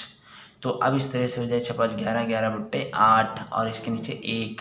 इस तरह से 1 और 8 का लासा 8 होता है, और 8 बार जाएगा तो 8 से 18 × 144, 1 बार 11 क्रम 11 और यहाँ से 155/8। ओके, अब आइए हम लोग 4 नंबर पे। 4 नंबर पे क्या होता है, देखिए सेम था साइन। अब यहाँ पे अपोजिट है, पहले वाला प्लस में है और यहाँ पे अपोजिट में माइनस में है, ठीक है। डोंट वरी, यदि आपका यहाँ प्लस है यहाँ माइनस, या यहाँ माइनस यहाँ प्लस, बात एक ही है। तो अगर यहाँ पे प्लस है किसी मिश्र संख्या में, बाहर प्लस है तो बीच में भी प्लस होगा। अगर मिश्र संख्या में, ये भी मिश्र संख्या है, अगर बाहर माइनस है तो यहाँ इस बीच पर भी माइनस होगा। तो चलिए अलग अलग कर लेते हैं। तो +12 -2 1 में, फिर +1/4 और -5/8 इस ब्रैकेट में कर लें, और दोनों ब्रैकेट के बीच में हम को ब्रैकेटों को प्लस के साथ दिखाते हैं, ठीक है। प्लस माइनस में प्लस के साथ रखते हैं, गुणा में गुणे के साथ रखते हैं, प्लस माइनस के साथ प्लस में रखते हैं, माइनस में ही रखते हैं। ध्यान देना इस बात को, प्लस माइनस कैलकुलेशन में दोनों ब्रैकेटों को प्लस के साथ रखते हैं, लेकिन जब मल्टीपल में होता है तो दोनों ब्रैकेटों को मल्टीपल में ही रखते हैं, ठीक है। अब बराबर यहाँ पे 12 में से 2 गए 10, और यहाँ पे 8 और 4, तो 8 4 में 4 लासा आएगा, 8 लासा आएगा, और ये 2 बार गया ऊपर गुणा, आप समझ सकते हैं। और इसको हम जल्दी से करते हैं 5/, तो यहाँ पे आ जाएगा 3/8, 5 में से 2 गए 3, बड़ी गंजी चिन्ह ऋण है तो ऋण 3/8। और यहाँ पे हम लोग कौन सा नियम लगा देंगे, इनडायरेक्ट नियम। 10 में से 1 गए 9, और 5 में से 8 8 में से 3 गए 5/8, इनडायरेक्ट नियम। ओके, डायरेक्ट हो गया तुरंत आंसर आ गया, ठीक है। तो नोट में हम लोग आते हैं, जो नोट में एक क्वेश्चन दिया गया था वो है क्या है, ये आपके पास है कि 10 सही 3/4 -8 सही 5/8, 12 सही 1/3 -5 सही 1/4। अब देखिए यहाँ पे गाय बछड़ा नियम, तो सभी जितने बछड़े हैं इनको क्या करेंगे हम लोग, एक डिब्बे एक ब्रैकेट बंद कर देते हैं, फिर दूसरे प्लस माइनस के ब्रैकेट को हम लोग प्लस साइन से जोड़ते हैं। तो अब यहाँ पे देखिए +3/4 या -5/8 या +1/3 -1/4, ये सब एक ब्रैकेट में रहेंगे। इनको हल कर लेते हैं तो प्लस प्लस जुड़ जाएगा, 10 22 हो जाएगा, और यहाँ पे 8 5 13 हो जाएगा, ठीक है। और यहाँ पे माइनस माइनस एक साथ रख लीजिए और प्लस प्लस एक साथ रख लीजिए। अब यहाँ पे 22 में से आप 13 निकाल दीजिए, 9 बचेगा, ठीक है। और यहाँ पे 4 और 3 का लासा लें 12, और हल कर लीजिए। 8 4 का 12 लासा 8 हल कर लीजिए। उसके बाद फिर यहाँ पे हम पुनः 12 और 8 का लासा 24 लेंगे। ठीक है, यहाँ पे हमारा बचेगा 9 4 13 13, जब इसका 2 बार 13 दूनी 26 और 8 का भाग देंगे 3 बार जाएगा 3, मतलब यहाँ 7 7 त्रिक 21। ओके, अब देखें -9 और यहाँ पे आ जाएगा 5/24 बराबर 9 + 5/24। डायरेक्ट नियम लगाएंगे, दोनों साइन सेम है तो यहाँ 9 से 5/24 आंसर। ओके, चलिए बैक टू बैक एक क्वेश्चन और देख लेते हैं। क्वेश्चन है 10 + 35 सही 3/5 minus question mark equal to 12 - 2 सही 9/10 को हल करें। यहाँ पे अब देखते हैं, यहाँ पे क्वेश्चन मार्क इधर आ जाएगा और जो इधर भी जाएगा तो साइन अलग अलग जाएंगे। जब ये हम क्वेश्चन मार्क इधर पहुँचा देंगे तो जिधर क्वेश्चन मार्क होता है उधर की चाहे संख्या हो या मिश्र संख्या हो या भिन्न संख्या हो, सभी के साइन बदल जाते हैं। अगर हम ये क्वेश्चन मार्क इधर ले जाते हैं तो यहाँ पे जो 12 प्लस में दिख रहा है लेकिन रहेगा किस में, माइनस में। ये माइनस में दिख रहा है तो रहेगा किस में, प्लस में। ओके, तो चलिए ये वाला जब इधर कर देंगे, ठीक है, तो ये माइनस में रहेगा, ये प्लस में रहेगा। अगर इधर ही रखना है, अगर इधर लाना है तो वो तो दिखने लगेगा माइनस प्लस। चलिए ठीक है, ये माइनस में है तो चलिए इसको करेंगे कैसे। ये 10 है और ये -12, तो 10 और -12 और ये 35 है। ठीक है, और ये +2 है। ठीक है, तो अब उसके बाद हमने बोला ना ये आपका प्लस में रहेगा और ये सॉरी ये माइनस में रहेगा, ये प्लस में रहेगा, क्योंकि क्वेश्चन मार्क इधर आ चुका है और लाना भी ज़रूरी है। तो अब देखिए यहाँ पे दूसरे डिब्बे में आपका रहेगा जो गाय कहाँ है, 3/5 और माइनस नहीं प्लस 9/5 10 9/10, ये हमारी 2 गायें हैं। और यहाँ से हम फिर इसको हल करेंगे, इनको जोड़ लीजिए 35 काम में सॉल्व करिए 35 और यहाँ पे इसका एलसीएम लोगे, सब करोगे तो ठीक है। जैसे यहाँ 10 2 12 प्लस का माइनस का कट जाएगा, 35 बचेगा। और यहाँ पे आपका 10 लासा ले लीजिएगा तो 3 दूनी 6 9 9 6 15/10 तो 35, इसको काटेंगे 5 दूनी 10 5 15, तो अभी ये 35 + 3/2 है। एक्स बड़ा है वाई छोटा है तो इसका छोटा करना है, तो इसका मतलब 1 से 1/2 कर लेते हैं। और अब यहाँ पे 35 से 1 36 36 से 1/2 डायरेक्ट नियम। अगला क्वेश्चन, यहाँ पे संख्या है, मिश्र संख्या है, फिर मिश्र संख्या है, फिर मिश्र संख्या है और बराबर क्वेश्चन मार्क। तो भाई यहाँ पे बछड़े कहाँ हैं, ये है ये है ये है ये है। ये दूध पीता हुआ बछड़ा है, दूध पीता हुआ, और ये खुला बछड़े हैं, टहल रहे हैं। तो यहाँ पे योगी जी के, और यहाँ पे 18, ये 80 हो गया, ये 12 यहाँ पे, ये -10 और ये -13। ठीक है, अब दूसरे में गाय कहाँ है, गाय यहाँ पे है -3/8 और -1/2 और -1/6, ये हमारी गायें हैं। ठीक है, जो कट रहे हैं भाई उनको काट देंगे, दोबारा वही काम नहीं करेंगे, थोड़ा से एक्सीलेंट काम करेंगे। जो कट रहे हैं तो वहीं पे काट देते हैं, लाइन क्यों बढ़ाएं। ठीक है, 1/2 -1/6। अब देखिए यहाँ पे इसको आप हल करेंगे तो ये सब माइनस में इनको ऐड कर देंगे, 12 13 25 10 35 85 घटा देंगे तो 45 बचेंगे। और यहाँ पे माइनस, तो यहाँ पे लासा ले लीजिए। अब देखिए -3/8 वैसे रखिए और 6 2 का लासा लेंगे तो 6 आएगा, और 2 3 6 3 और 1 3 1 4। ठीक है, ये अब यहाँ पे इसका लासा लेंगे 24 आएगा। वैसे एक्सीलेंट काम करने के लिए यहाँ पे तो हम लोग काट देते हैं ना, 2 1 2 2 2 4 2 3 6, तब हम 8 3 का लासा लेते तो 8 3 का लासा भी 24 ही आता है। ठीक है, चलिए 45 प्लस यहाँ पे इसका लासा लेंगे 24, 8 3 24 3 बार जाएगा, 3 3 9 6 4 4 4 16 16 9 25/24। और इसको आप अपोजिट है तो इनडायरेक्ट नियम से लगाएंगे, 45 - 1 24। ओ सॉरी, अभी ये तो ऊपर वाला बड़ा है ना, तो 1 से 1/24, तभी डायरेक्ट तभी नियम लगते हैं जब ये वाला छोटा होता है। तो जब छोटा कर लेते हैं ऐसे हो जाएगा, 45 - 1 से 1/24, तो यहाँ पे अभी आएगा 45 - 1। ना हो तो भी 1, हो तो भी 1, इस बात को ध्यान देना, कंफ्यूज मत होना। ठीक है, जो होगा उससे घटा लेंगे। नहीं है तो कम से कम किसी भिखारी को 1 रुपये से कम नहीं दिया जाता, ठीक है। अगर कुछ भी नहीं है फिर भी आप उधार मांग के उसको दे दीजिए। क्यों?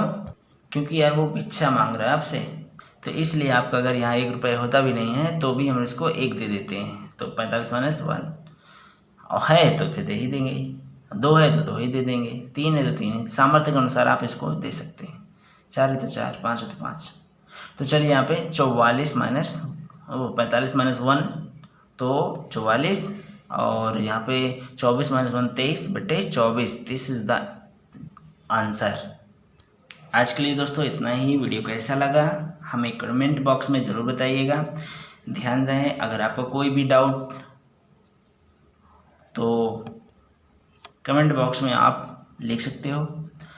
मिलते हैं अगली वीडियो में, तब तक के लिए good bye. Be cool, be happy, be bindaas. Thank you for watching this video.